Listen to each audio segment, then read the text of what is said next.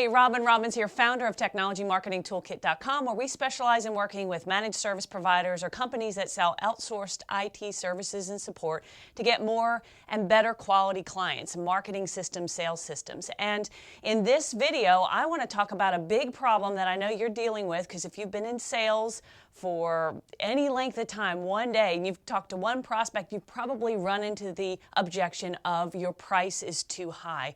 And I'm sure you've been frustrated with losing a sale to a cheaper, lesser qualified competitor. We've all been there. And when I ask IT service providers, what's the single biggest problem you have when it comes to selling, aside from obviously getting more customers to call you and want to have appointments, is once you get in front of them, it's overcoming that price bugaboo. And so I know you're dealing with it, and I know you're looking for some solutions on how to fix it, and that's what we're going to cover in this video. And there is one way to solve this. It's not the only way, but it's a one big important piece to solving and overcoming that objection that I see a lot of IT firms struggling with. They don't have this nailed, and that is they can't answer the question, why should I buy from you versus all of the other competitors out there?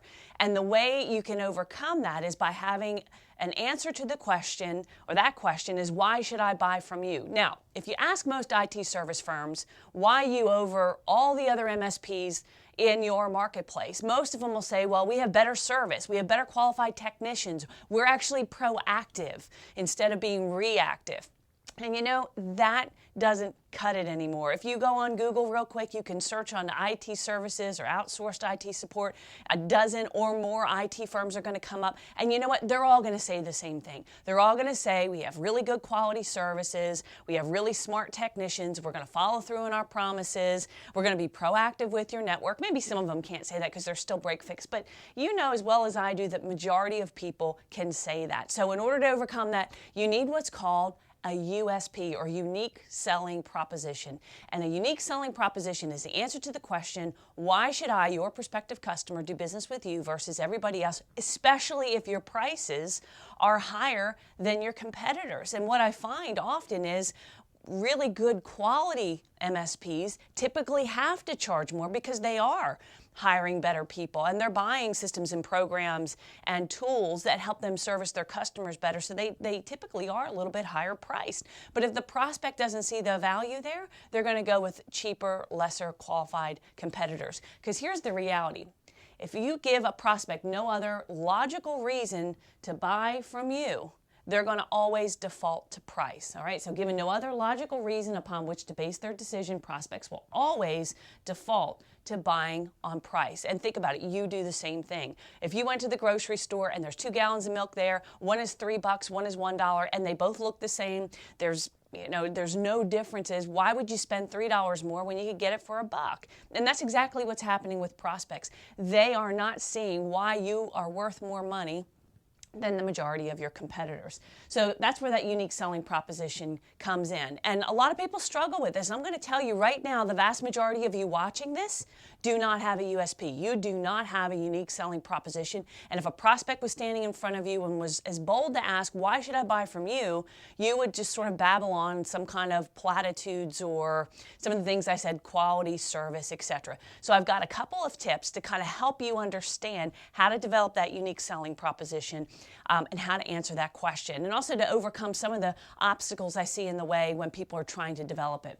First of all, your USP, unique selling proposition, has to be defensible before the prospect buys. So think about this. If I say to you, we have the best quality technicians, we really care. You know, our technicians care. We care about doing a good job. We communicate well. Well, how can a prospect actually determine that's true unless they buy, right? So whatever you have, whatever it is that you decide is your unique selling proposition, one of the things you have to figure out is how can you prove that to the prospect without having them have to buy in order to see it for themselves, okay? Number 2, your unique selling proposition does not have to be a tagline. A lot of people try and figure out what's like the phrase, a clever phrase or a sentence we can say. I mean, one of my favorite unique selling propositions of all time is the Domino's pizza, fresh hot pizza delivered in 30 minutes or less guaranteed. That is a great unique selling proposition, and it's delivered in a single sentence. It's extremely powerful. The reality is, most of you are not going to be able to articulate your unique selling proposition in a single sentence. And the reality is, it doesn't have to be in a single sentence in order for the prospect to get it, to understand it, to communicate it. You know, people will listen to you if you have a couple of things. Now, it can't be a 20-page document, but it does have to be concise, and it doesn't have to be all squished into a clever tagline. That's another mistake a lot of people make. And number 3, there is no one right unique selling proposition. It has to be crafted with your customers and your specific competition in mind. So when people come to me, they're like, Robin, well, you tell me what my USP should be. I can't do that. I don't know anything about your company. I don't know what makes you unique. I don't know what you're good at and what you're not good at. I mean, you might tell me we care, we are responsive, and we actually do what we say. You might say all those things to me, but even I can't defend that. I don't even know that for sure. And let me tell you something that was really interesting. A couple weeks ago, I actually spent a day at Robert Herjavec's office. Maybe you recognize this guy. He's on Shark Tank. A lot of people know him from Shark Tank. Recently, he was on Dancing with the Stars, which is kind of funny. But a lot of people know him from Shark Tank as the nice shark. And Robert actually is in the IT industry. I had him speak at one of my events back in October. And then when I met him, we got talking like my group. And I said, hey, can we come up and do a field trip to your office and hang out with you for a day and talk to your executive team and learn how you built your company? Because he sold a previous company to AT&T for multiple millions. And the Herjavec Group today is a managed IT security firm based in Canada, and they're about $150 million a year. Very successful, very profitable. And so that was one of the questions I asked him. I said, you know, what's your unique selling proposition? How did you carve yourself out in your vertical? Because for Robert, he's competing against IBM. He's competing against CGI Systems. These are billion-dollar companies. His next closest competitor is only 10 million. So he's kind of in this middle area. But to get there, he really had to carve out a niche or a niche, if you're my European friends. And when I asked him what it was, he said there was 4 things that make up his unique selling proposition. One is that he specializes in IT security. That's all he does. He doesn't do help desk. He doesn't install and support computer networks and servers. He doesn't do backup. All they do is IT security. So that might be something you think about. Sometimes it's better to narrow your focus on what you do and be really great at one thing instead of trying to be all things to all people. The second thing that makes this company unique is that they thrive in complex environments. So if you just need a firewall, you would not call the Herjavec Group. Complex environments are financial institutions or online credit card companies, companies that have a lot of employees that are accessing the network via various different devices, mobile technology, online, etc. That's where they really specialize. That's where they really shine. So that was another way he carved down that unique selling proposition.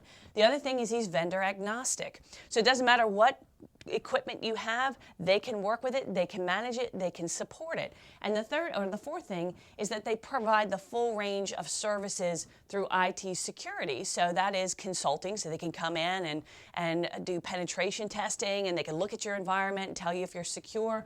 They can also then implement whatever recommendations they come back with. They can then manage that, so it's not just installing it like a VAR, reselling certain equipment. They can actually manage it for you, and now they can even do remediation. But again, they can do that full service. And no one of these things, if they had only one of these things, would make them unique. But combined, if you look at their competitors, combined, they're the only company that can do these 4 things, all right? And it is defensible because they can prove it via other case studies that they have, via client testimonials, projects they've worked on, etc. So you've really got to think about it for yourself. If you're going to go out to the marketplace, you have to have some sort of unique selling proposition. People have to know you for a certain thing. You've got to specialize either in a niche or niche, or you've got to specialize in maybe security or backup or something, because otherwise you become just like everybody else, and that's when you get shopped on price.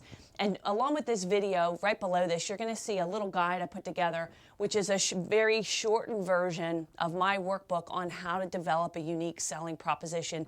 And it'll help you. So download it. It actually outlines 8 ways you can differentiate to kind of get the juices flowing, to think about it. And it has a few questions that you can answer, again, just to sort of think through what could your unique selling proposition be. And that's the other thing. You might not have one today. You got to develop one, but you got to kind of have an idea of what it's going to be so you can build your company and your services so that that unique selling proposition doesn't just become an idea. It's actually very, very true.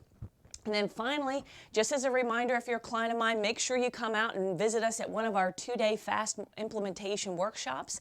We're having 6 of them. We're traveling around the country. And if you go to itmarketingroadshow.com, you can sign up for that. It's absolutely free to you as a client. There's $100 just to hold your spot.